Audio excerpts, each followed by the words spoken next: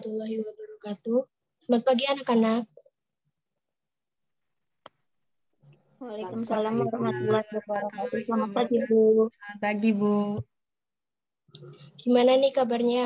Sehat kan? Alhamdulillah baik. Alhamdulillah baik, Bu. Nah, hari ini hadir semua ya, teman-teman.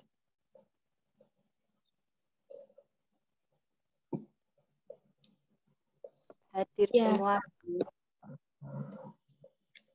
Sebelum memulai pembelajaran pada pagi hari ini, alangkah baiknya kita berdoa terlebih dahulu menurut agama dan kepercayaan masing-masing. Berdoa dimulai. Berdoa selesai. Ya, jadi teman-teman, hari ini kita akan belajar tentang materi fungsi dan peran sosiologi dalam mengkaji gejala sosial di masyarakat.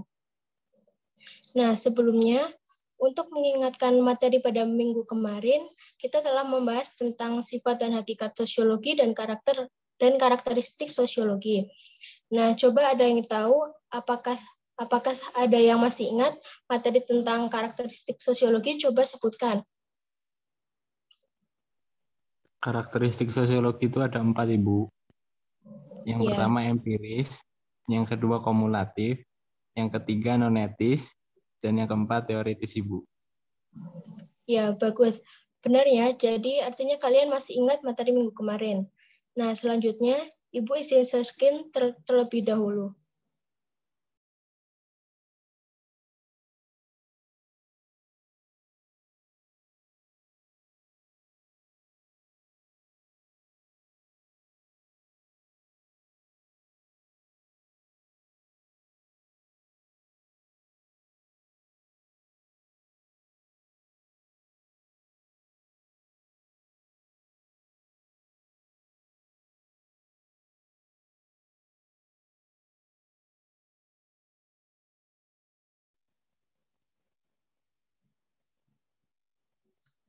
Apakah sudah terlihat anak-anak?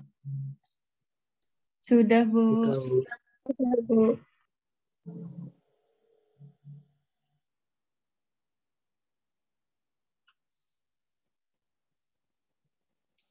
Ya, jadi pada pagi hari ini kita akan membahas materi tentang fungsi dan peranan sosiologi, khususnya dalam mengkaji gejala sosial di masyarakat.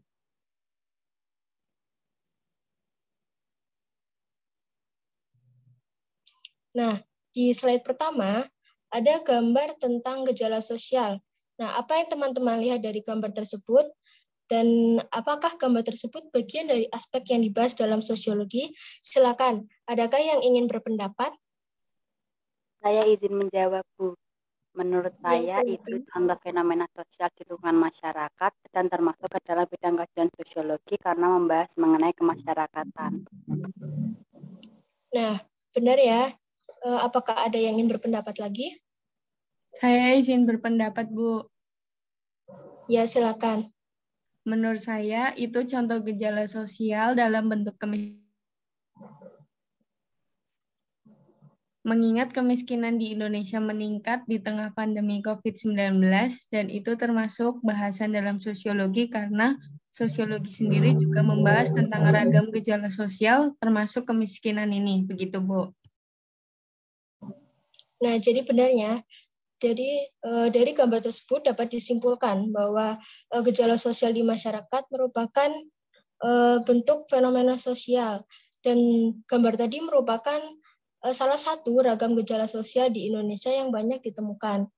Nah, sebelum ke slide selanjutnya, ada yang tahu nggak sih apa tujuan saya mengenalkan gejala sosial?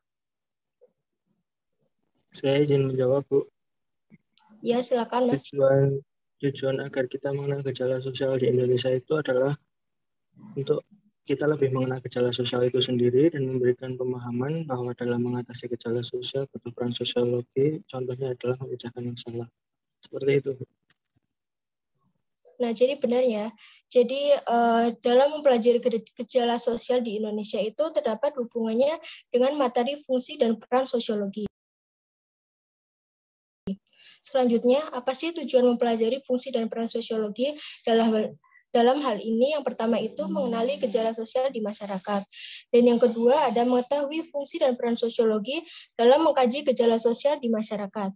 Dan yang ketiga, kita mampu menganalisis fungsi dan peran sosiologi dalam melihat gejala sosial di masyarakat. Nah, selanjutnya saya akan mengajak teman-teman di sini untuk menganalisis gejala sosial di daerah kalian selama masa pandemi COVID. Saya beri waktu untuk menyusun kata-katanya terlebih dahulu, 3 menit ya teman-teman.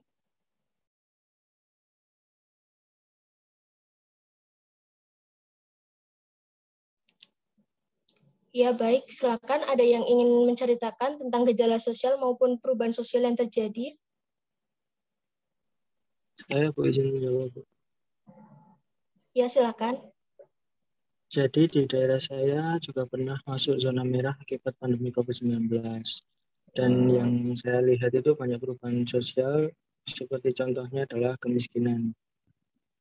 Lalu pada pandemi COVID-19 itu banyak masyarakat yang menggunakan masker, dan itu merupakan termasuk gejala sosial.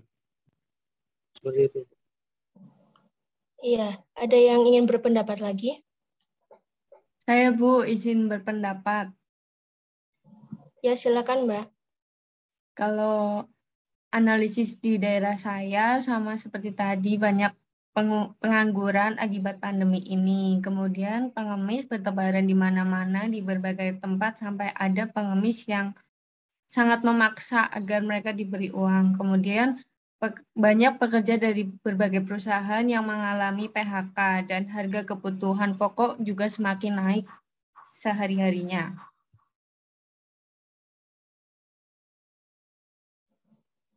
Ya, jadi benar dari apa yang dikatakan oleh teman-teman tadi ya, bahwa gejala sosial di Indonesia ini tengah kita rasakan, terutama masa pandemi COVID.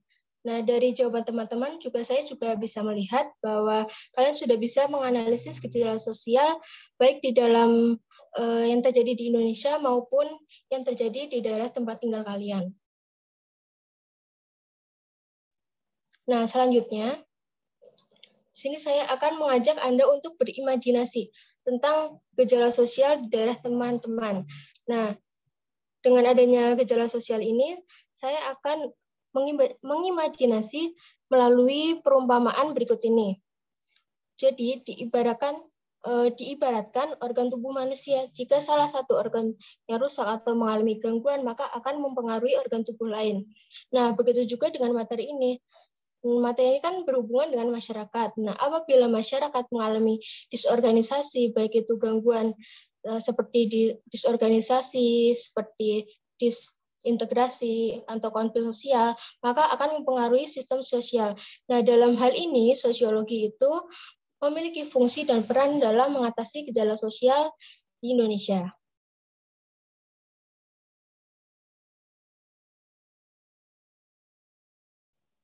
Nah, selanjutnya saya akan menjelaskan tentang bentuk peran sosiologi. Bisa kalian lihat, di bawah ini ada 4 peran sosiolog. Yang pertama itu ada ahli riset, yang kedua itu ada pendidik, yang ketiga itu ada konsultan kebijakan, dan yang keempat itu ada praktisi sosial. Nah, saya ingin bertanya nih kepada Mbak Isna, apa sih yang disebut sebagai konsultan kebijakan, dan apa sih perannya di kehidupan masyarakat? Ibu, saya izin menjawab. Jadi yang dimaksud dengan konsultan kebijakan itu merupakan orang yang berperan dalam memperkirakan pengaruh kebijaksanaan sosial yang mungkin terjadi. Dalam hal ini, konsultan kebijakan memberikan masukan terhadap kebijakan yang akan diputuskan oleh para pengambil kebijakan. Ya, jadi benar ya apa yang dikatakan Mbak Isna. Berikut penjelasannya agar kalian semakin paham. Nah, jadi di peran sosiologi itu ada 4. Yang pertama, ahli riset, di mana sosiolog itu melakukan pengumpulan dan penggunaan data untuk mencari data kehidupan sosial masyarakat guna memecahkan masalah sosial. Dan kemudian yang kedua ada pendidik. Contohnya seperti yang saat ini kita lakukan, di mana guru sedang mengajarkan materi tentang yang berkaitan dengan sosiologi. Dan yang ketiga ada konsultan kebijakan. Dalam hal ini membantu mengarahkan, memberi nasihat pada para eksekutor, dan analisis hasil riset dapat menjadi dasar dalam pengambilan kebijakan. Nah, apakah kebijakan itu pantas dilakukan atau tidak? Nah, dalam hal ini konsultan kebijakan memiliki peran tersebut. Dan kemudian ada praktisi sosial. Dalam hal ini, praktisi itu sebagai perencana dan pelaksanaan kebijakan. Nah, dalam hal ini, praktisi juga memberikan saran, masukan, solusi yang memberikan penyelesaian terhadap gejala sosial. Nah, selanjutnya, untuk mengetes sejauh mana pemahaman kalian tentang peran sosiolog, saya ada kutipan artikel untuk dianalisis. Silakan ada yang bisa menganalisis bahwa kutipan tersebut itu sosiolog berperan sebagai apa? Saya izin menjawab, Bu. Ya, silakan, Mbak. Menurut saya, sosiolog sebagai praktisi sosial karena dalam kutipan artikel tersebut terdapat kata kunci mengajak masyarakat untuk menggalang dana untuk mendukung tenaga medis. Artinya, praktisi itu memberi saran atas gejala sosial yang sedang terjadi, Bu. Ya, jadi benar ya apa yang dikatakan Mbak Isna. Berarti artinya kalian sudah paham dalam menganalisis sosiolog. Dan selanjutnya, saya akan beralih tentang fungsi sosiologi. Dalam hal ini, fungsi sosiologi itu ada 4. Yang pertama, pembangunan. Yang kedua, penelitian sosial. Dan yang ketiga itu perencanaan sosial. Dan yang keempat itu pemecahan masalah sosial. Dan yang pertama, pembangunan. Dalam hal ini, fungsi sosiologi itu untuk mempersiapkan data sosial yang diperlukan pada tahap yang akan dilakukan, mulai dari perencanaan, pelaksanaan, maupun evaluasi. Dan yang kedua, penelitian sosial. Dalam hal ini, data yang dihasilkan dari penelitian, para pengambil keputusan dapat menyusun rencana penyelesaian masalah sosial seperti cara untuk mencegah kenakalan remaja atau cara mengatasi pengangguran.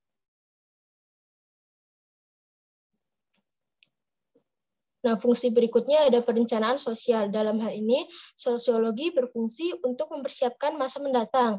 Artinya perencanaan sosial di sini bersifat antisipatif. Dan yang keempat ada pemecahan masalah sosial. Dalam hal ini ada 3 metode, yaitu metode antisipatif, kedua metode represif, dan yang ketiga metode restitutif. Nah, untuk mengetahui sejauh mana pengalaman kalian tentang fungsi sosiologi, saya juga terdapat artikel untuk kalian analisis. Silakan ada yang bisa menjawab. Saya izin menjawab, Bu.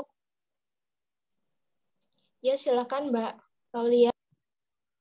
Menurut saya itu fungsi sosiologi sebagai pemecahan masalah. Karena dilihat dari kutipan artikel, banyak masalah di kehidupan masyarakat dan pemerintah telah mengatasi berbagai upaya untuk mengatasi COVID-19. Dalam hal ini, sosiologi juga berfungsi sebagai solusi penyelesaian masalah.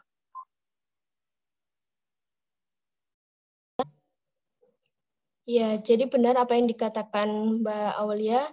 Dari kutipan tersebut merupakan sosiologi berfungsi sebagai solusi penyelesaian masalah.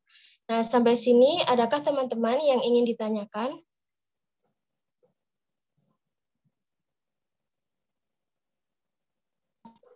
Kalau dari saya belum ada. Yang lain, apakah ada yang masih ingin ditanyakan? Belum ada, Ibu. Ya, jika dirasa cukup, kita cukupkan dulu pembelajaran pada pagi hari ini. Dan minggu depan kita akan membahas tentang materi hubungan sosiologi dengan ilmu lain. Harapannya kalian bisa mempelajari dari berbagai sumber terkait materi tersebut. Nah, sampai sini sudah paham kan teman-teman? Sudah, Ibu. Sudah, Bu. Sudah. Ya, jika tidak ada lagi pertanyaan, saya cukupkan terlebih dahulu. Terima kasih atas partisipasinya. Sebelum menutup pertemuan kita kali ini, alangkah baiknya kita berdoa menurut agama dan kepercayaan masing-masing. Berdoa dimulai. Berdoa selesai. Terima kasih atas waktunya teman-teman.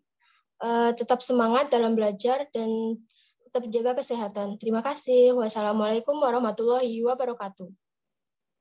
Waalaikumsalam Waalaikumsalam warahmatullahi wabarakatuh. Terima kasih, Bu.